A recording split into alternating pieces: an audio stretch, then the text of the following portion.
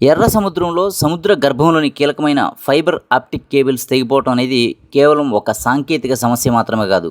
ప్రపంచ ఇంటర్నెట్ మౌలిక వస్తువుల భద్రత ఎంత సున్నితంగా ఉంటుందో చూపించిన ఒక సంఘటనగా మారింది.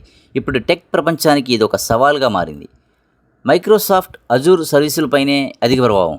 ప్రపంచంలోనే రెండవ అతిపెద్ద క్లౌడ్ సేవల సంస్థ అయిన మైక్రోసాఫ్ట్ అజూర్ ఈ కేబుల్స్ కట్ అవటం వల్ల తీవ్రంగా ప్రభావితమైంది. ఈ కేబుల్స్ ఆసియా, యూరోప్ మధ్య డేటాని ప్రసారం చేస్తాయి. అవి కట్ అవడంతో మైక్రోసాఫ్ట్ తమ అజూర్ సర్వీసులకు అంతరాయం ఏర్పడిందని ధృవీకరించింది.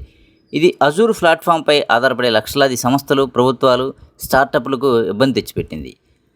ఈ ఘటన వెనుక హౌతీ రెబల్స్ ఉన్నారని అనుమానాలు వ్యక్తమవుతున్నాయి. గత కొంతకాలంగా ఎర్ర సముద్రంలో వివిధ రకాల దాడులకు పాల్పడుతున్న హౌతీలు ఇప్పుడు ఇంటర్నెట్ మౌలిక వసతులను లక్ష్యంగా చేసుకున్నారనే అభిప్రాయం బలపడుతుంది. ఇది కేవలం ఆర్థిక, సైనిక దాడులు మాత్రమే కాకుండా కీలకమైన గ్లోబల్ కమ్యూనికేషన్స్ నెట్వర్క్పై కూడా దాడికి పాల్పడగలరని సూచిస్తుంది.